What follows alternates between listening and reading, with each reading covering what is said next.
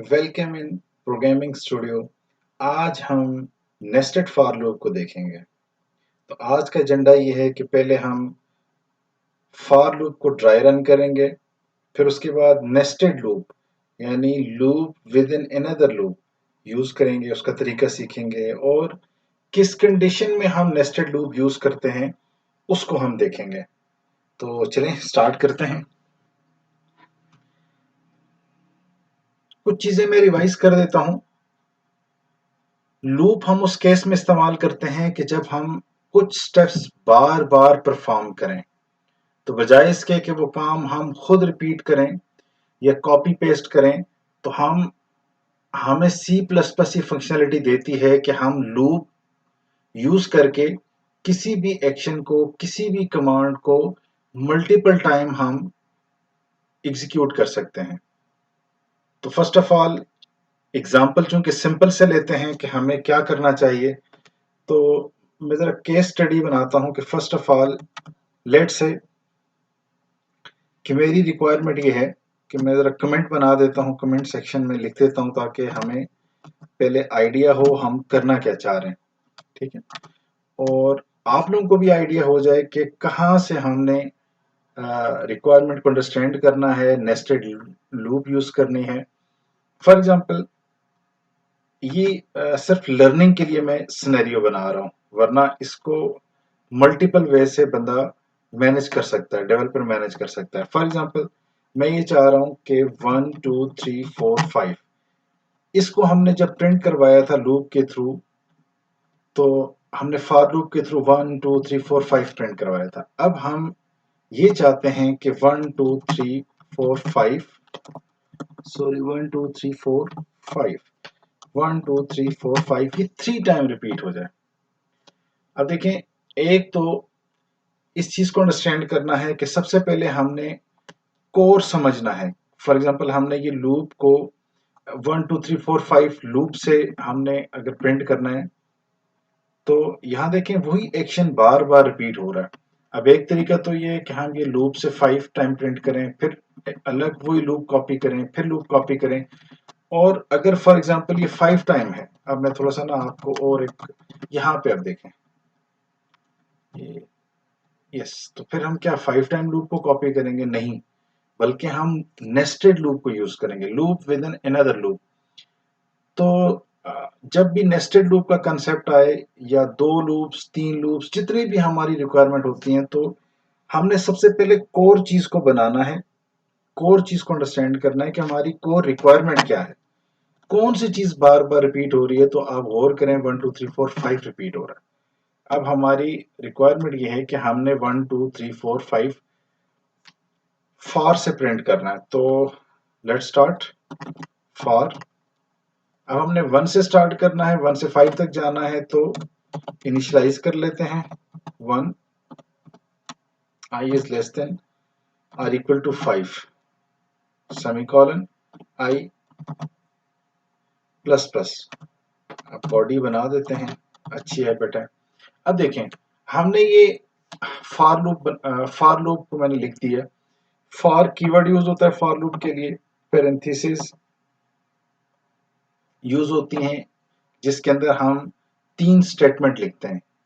दोबारा मैं रिपीट कर दूं, हमेशा सेमीकोलन से इसकी स्टेटमेंट टर्मिनेट होती है। तो फॉर लूप के पैरेंथेसिस के अंदर हमने 3 कंडीशन लिखनी होती हैं। एक इनिशियलाइजेशन, जो कंट्रोलिंग वेरिएबल है वो कहाँ से स्टार्ट होगा। तो अभी हमने अपने केस में चूंकि हमने 1 2 3 4 5 करना है, तो हम इसे 1 से स्टार्ट करवा लेते हैं। तो कहाँ तक जाना चाहिए? इस कंडीशन के मीट, जब तक ये कंडीशन मीट होती है, ट्रू होती है, उस वक्त तक जाना है। तो हमने I is less than or equal to 5 तक जाना है। फिर आई प्लस प्लस, यानी हर दफा लूप एग्जीक्यूट होने के बाद आई में एक इंक्रीमेंट करना है। तो आज हमने ये इसका ड्राई रन भी करना है नेस्टेड लूप से पहले, ताकि हमें समझ आ जाए। तो हम इसे जरा प्रिंट कर लेते हैं, हमें बात समझ आ जाए। आई को मैं प्रिंट कर लेता हूं, ठीक है। चलें एक दफा इसको एग्जीक्यूट करके देखते हैं कि क्या हमारी रिक्वायरमेंट मीट हो रही है। F11 यूज कर लें डायरेक्ट कंपाइल एंड रन के लिए। मैंने कमांड प्रॉम्प्ट से अब यहाँ पे जरा गौर करें, देखें 1 2 3 4 5 आ रहा है। तो अब हम इस पे नेस्टेड लूप भी मैं डायरेक्ट यूज कर सकता हूँ, लेकिन मैं ये चाह रहा हूँ कि फर्स्ट ऑफ ऑल मैं आपको पहले इसका एक ड्राई रन करके बता दूं। ठीक है, तो मैं यहां कमेंट लिख देता हूं ड्राई रन। जब मल्टीपल लाइन कमेंट्स करनी हो तो फिर आप इस तरह फॉरवर्ड स्लैश स्टैटिक फिर एंड को स्टैटिक फॉरवर्ड स्लैश करेंगे, तो इसके दौरान जो भी हम कमांड लिखेंगे, टेक्स्ट लिखेंगे, वो एग्जीक्यूट नहीं होगा, कंपाइलर उसको इग्नोर कर देता है कि ये इंस्ट्रक्शंस हैं। तो यहां मैं आपकी आसानी के लिए ये ड्राई रन करूंगा। तो फर्स्ट स्टेप में क्या होगा, जब इनिशियलाइज होगी आई की वैल्यू 1, ठीक है, फिर ये चूंकि आई की वैल्यू 1 है तो अगली कंडीशन हमारे पास है कि I is less than or equal to 5। तो आई हमारे पास 1 है, तो ये देखिए कंडीशन मीट हो रही है। तो कंडीशन मीट होने के बाद ये स्टेटमेंट एग्जीक्यूट होगी, सी आउट। तो आई की वैल्यू 1 है तो ये 1 को प्रिंट कर देगा। नेक्स्ट हमारे पास अगला स्टेप, इसमें एक वैल्यू का इंक्रीमेंट है, तो इससे अगले स्टेप पे हमारे पास अगले स्टेप पे हमारे पास आई की वैल्यू 2 हो जाएगी। अभी क्यों 2 हुई, यहां पे आई में इंक्रीमेंट हुआ और आई 1 से 2 हो गया। अब जब आई 2 हुआ तो फिर अगली स्टेटमेंट जो एग्जीक्यूट होनी है कि I is less than or equal to 5। I हमारे पास 2 है, तो मैं डायरेक्ट वैल्यू डाल के आपको समझा देता हूँ। यस, ये कंडीशन ट्रू है। देखिए i 2 is less than or equal to 5, यानी लेस देन हो या इक्वल टू हो, तो बिल्कुल लेस देन है, तो फिर ये स्टेटमेंट एग्जीक्यूट हो जाएगी। ठीक है, तो मैं आउटपुट इसकी यहाँ पे लिख देता हूँ। बेसिकली ये 1 के बाद ही 2 आती है, तो ये आउटपुट ये इसके साथ जुड़ी हुई आएगी। ये फाइनल आउटपुट में इसको ऐसे लिख देता हूँ ताकि आप पहले 1 आ गया ये वाला, फिर 2 प्रिंट हो गया। अब जब ये स्टेटमेंट एग्जीक्यूट होगी तो अब फिर आई में एक इंक्रीमेंट हो जाएगा, जिसके बाद आई की वैल्यू 2 से इंक्रीमेंट होके 3 आ जाएगी। अब नेक्स्ट फिर अगले स्टेप पे आते हैं।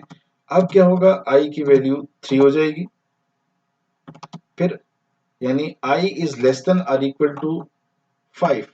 तो आई की वैल्यू हमारे पास 3 है, तो यहाँ पे 3 is less than or equal to 5 है। यस, कंडीशन मीट हो रही है। अब फिर ये स्टेटमेंट एग्जीक्यूट होगी, तो जब ये एग्जीक्यूट होगी तो इस केस में फिर ये 3 प्रिंट होगा। तो मैं फाइनल आउटपुट यहाँ लिख रहा हूँ, तो 3 यहाँ पे आ जाएगा। ठीक है, अब इस स्टेटमेंट के बाद हमेशा जो थर्ड स्टेटमेंट है वो आई प्लस प्लस यानी इंक्रीमेंट परफॉर्म होगा। तो आई की वैल्यू है हमारे पास 3, तो ये हो जाएगी आई की वैल्यू 4। तो अब अगले स्टेप पे आप जब आएंगे, या लूप आएगी, कंट्रोलिंग वेरिएबल की वैल्यू या आई की वैल्यू हमारे पास हो जाएगी आई इज इक्वल टू 4। अब फिर नेक्स्ट कंडीशन होगी कि I is less than or equal to 5, तो yes 4 is less than or equal to 5।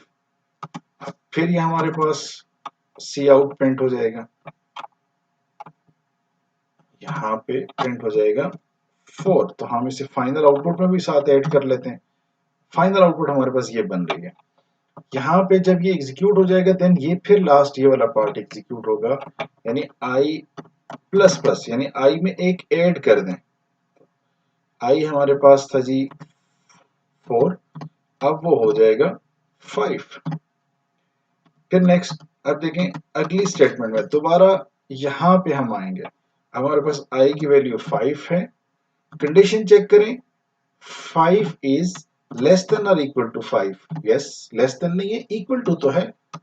सो अगली सी आउट की हमारे पास स्टेटमेंट एग्जीक्यूट हो जाएगी, तो वैल्यू 5 आ जाएगी।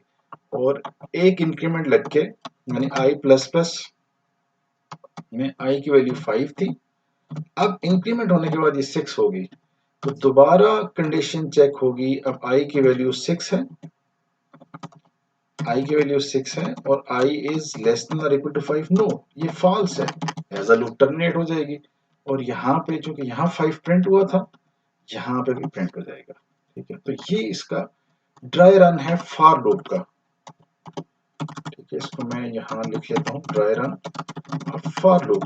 ये आप लोग अपने पास जब नोट कर लेंगे तो आपको बड़ी आसानी से समझ आ जाएगी। मैं इसको यहाँ लिख देता हूँ ताकि कंफ्यूजन ना हो। अब हम आते हैं अपनी प्रॉब्लम स्टेटमेंट की तरफ। हमने लूप की मदद से 1 2 3 4 5 लिखा। अब हमने 5 टाइम ये प्रिंट करवाना है। 1 टाइम तो हो गया विद लूप, तो एक तरीका तो ये कि हम इसे 5 टाइम हम कॉपी पेस्ट करें, तो वो एक प्रॉपर तरीका नहीं है। तो नेस्टेड लूप यूज करेंगे। उसका तरीका ये है, इस लूप के ऊपर एक और लूप आप यूज कर लें। फॉर इनिशियलाइज कर लें, इसको जे यूज कर लेते हैं, equal to 1, j is less than or equal to 5 plus j plus plus. हमारी रिक्वायरमेंट इससे मीट हो जाएगी, लेकिन आउटपुट एग्जैक्ट अपनी रिक्वायरमेंट के मुताबिक लाने के लिए मुझे इसको मैं इसके अंदर कॉपी कर लेता हूँ। देखें, ये हमारे पास इनर लूप है जो 1 2 3 4 5 प्रिंट कर रही है। अब इसको मैंने 5 टाइम प्रिंट करना है, लेकिन ज़हन में रखिएगा कि हर दफा इसके बाद लाइन एंड हो रही है। तो जब ये लूप एंड हो जाए तो मुझे सी आउट लगाना चाहिए, वरना वो मैं आपको इसके बगैर भी बता दूंगा। तो आप इसे पहले एग्जीक्यूट करें। देखें हमारी रिक्वायरमेंट मीट हो रही है, यानी ये देखें 1 2 3 4 5। अब अगर मैं इस स्टेटमेंट को कमेंट कर देता हूँ, सिंगल लाइन को कमेंट करने के लिए 2 फॉरवर्ड स्लैश हैं। अब आप कंट्रोल 11 कर दें, F11 कर दें बेसिकली। ये देखें, अब आउटपुट वही है 1 2 3 4 5 1 2, लेकिन आपकी जो एग्जैक्ट जैसे डिस्प्ले करना है वैसे नहीं हो रहा। तो ये था नेस्टेड लूप का concept, loop with in another loop. अब फॉर एग्जांपल अब मैं ये चाह रहा हूं कि ये पूरी की पूरी लूप 5 टाइम प्रिंट हो। जैसे ये जैसे मैंने 1 2 3 4 5 प्रिंट की थी, तो एक स्टेप और कर लेते हैं कि ये 5 टाइम प्रिंट हो जाए। जैसे दिस वन, चलिए 3 टाइम करते हैं, जरा आसान हो जाएगा आपके अंडरस्टैंडिंग के लिए। तो इसके ऊपर हम एक और लूप यूज कर लेंगे। तो उसको मैं यूज कर लेता हूं, कोई भी वर्ड यूज कर लें, int k equal to 1, k is less than और इक्वल टू 3 और k प्लस प्लस। अब देखिए, एक चीज ध्यान में रखिएगा कि हम ये चाह रहे हैं कि जब भी ये पूरा सेट प्रिंट हो, ये पूरा सेट प्रिंट हो, तो उसके बाद एंड एल आना चाहिए, यानी न्यू लाइन आनी चाहिए। तो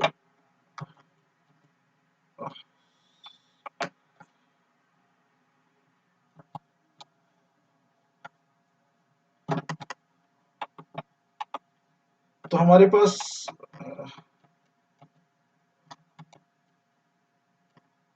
यस, अब हम देखें, सॉरी कट हो गया था, तो यहाँ पे देखें, ये देखिए, अब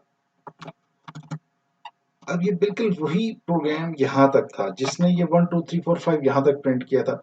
अब मैं चाह रहा हूँ इसके बाद एक, जब ये बल्ब पूरा कंप्लीट हो तो एक लाइन एंड हो जाए, तो फिर मैं यहाँ पे ये लिखूंगा। अब आते हैं, इसको एग्जीक्यूट करते हैं कि इधर क्या हमारी रिक्वायरमेंट मीट हो रही है या नहीं। अब ये देखें, अब थोड़ा सा आपको मैं आइडिया देने के लिए इसको मैं 50 टाइम करता हूँ, ताकि आपको आइडिया हो जाए कि हम लोग इसको हमारी रिक्वायरमेंट के मुताबिक, जहां हमारी रिक्वायरमेंट होगी हम उसके हिसाब से मैनेज कर सकते हैं। तो ये कंसेप्ट था नेस्टेड लूप का।